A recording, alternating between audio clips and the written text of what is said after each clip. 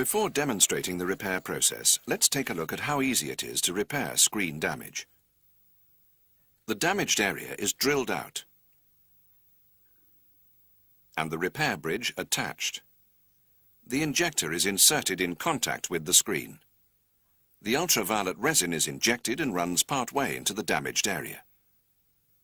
The plunger is inserted, forcing resin from the reservoir in the tip of the injector into the bullseye.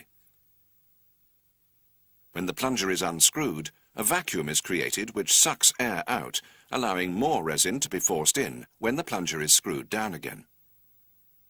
This procedure is repeated several times until the damaged area has been filled with resin and all the air has been drawn out. Pit fill resin is then applied, covered with a plastic patch, and cured. The excess resin is removed with a razor blade. It's important that the inside and outside of the screen are thoroughly cleaned with a dry cloth before using any repair materials. Windscreen cleaners must not be used because they could penetrate through the damaged area and attack the polyvinyl layer in the center of the glass. The inspection mirror will enable the technician who will be working mainly outside the vehicle to see how the repair is progressing from inside. A film of the water-soluble gel is applied to the suckers to aid adhesion. The mirror should be fitted to the inside of the screen directly behind the damage.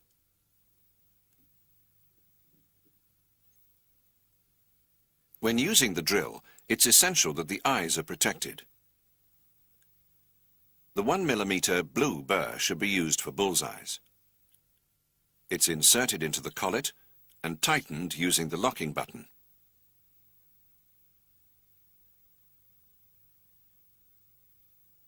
The drill is switched on and a slow speed selected. The burring operation will ensure that any dirt, grease or loose glass around the impact area are removed.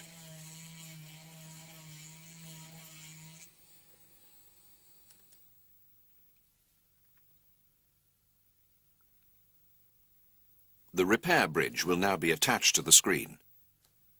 The 3 screws are backed off until they're flush with the bridge.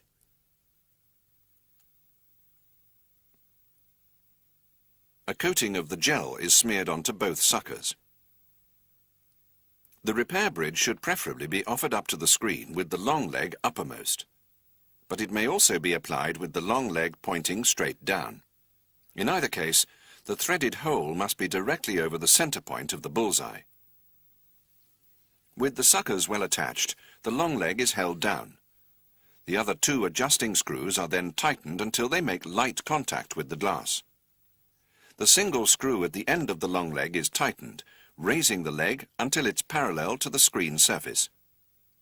Finally, a check is made that the bridge is securely fixed to the screen.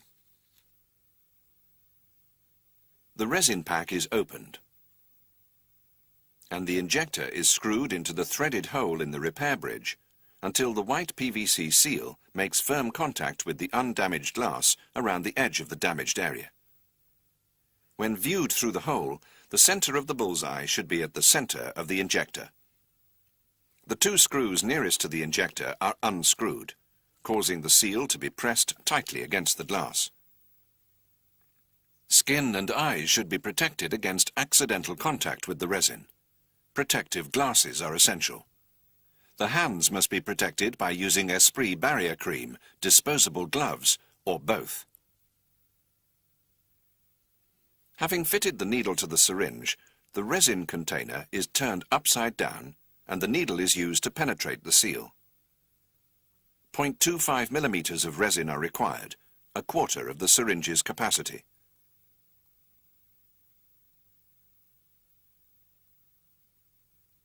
The resin is squirted into the injector. The plunger is screwed slowly into the injector, pushing the resin to the edges of the damage until a slight resistance is felt. At the same time, the white seal, which should be viewed in the mirror, will begin to expand, and the bullseye will start to disappear from the center outwards. No more pressure should be applied to the plunger screw at this stage. As soon as the resin stops flowing into the damage, the plunger should be unscrewed about 5 millimeters, causing a vacuum, which sucks out any air. After 10 to 15 seconds, the plunger is tightened again, pushing even more resin into the break in place of the air. Each time the plunger is unscrewed, air is drawn out, and each time it's screwed in, more resin is forced into the break. This operation is repeated between 4 and 6 times, until all the air has been removed and the damaged area is full of resin. Sometimes the standard air removal procedure is unsuccessful and traces of air reappear whenever the plunger screw is released. In such cases, the plunger is screwed down again, and using the torch supplied in the kit, a check is made that all the air has been forced out. Keeping the pressure on the plunger, the UV lamp is held on the screen, pointing at the repair area. A curing time of 5 minutes is required. The standard repair procedure may then be continued. The repair bridge is removed and the excess resin wiped off. In cold weather, the pit fill resin may need warming slightly prior to use. A drop of the resin is applied to the remaining surface chip, covered with UV plastic sheet, and cured for 3 to 5 minutes with the UV lamp. Repairs should preferably be carried out in a workshop or somewhere out of direct sunlight to prevent premature curing of the resin. The plastic sheet is removed, and a razor blade is used to shave off the excess resin until it's almost flush with the glass. To ensure a smooth finish, the blade must be held at right angles to the screen.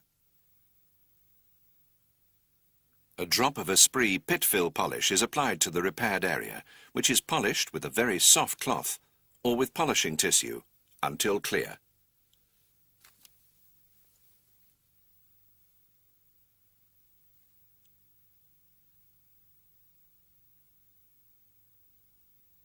The bullseye is now repaired.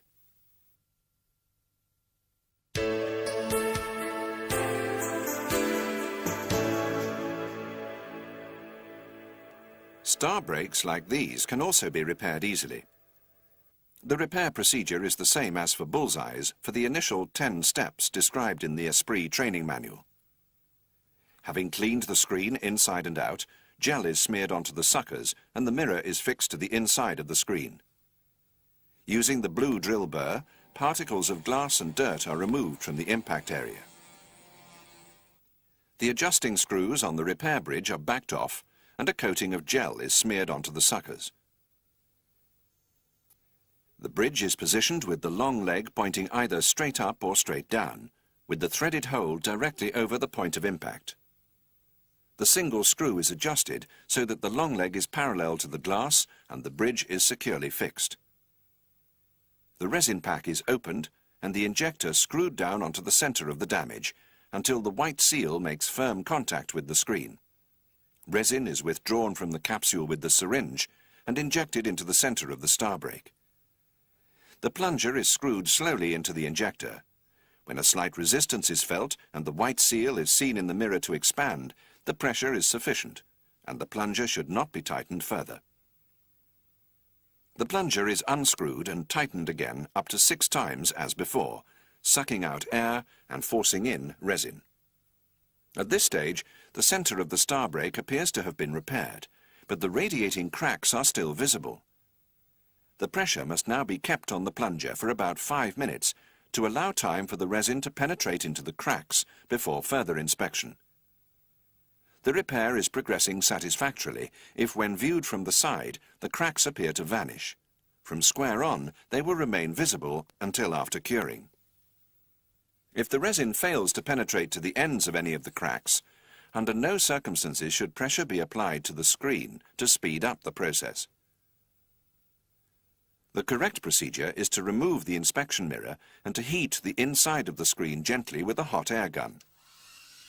This operation must be performed with great care because overheating will cause the cracks in the star brakes to close up and prevent the resin from penetrating. Star brakes should be cured for 5 minutes with the repair bridge still attached to the screen. The repair continues in the same way as the repair of the bullseye. Pit fill resin is applied and cured under the UV light for 4 minutes. After shaving off the excess resin, the area is polished with the pit fill polish to complete the repair.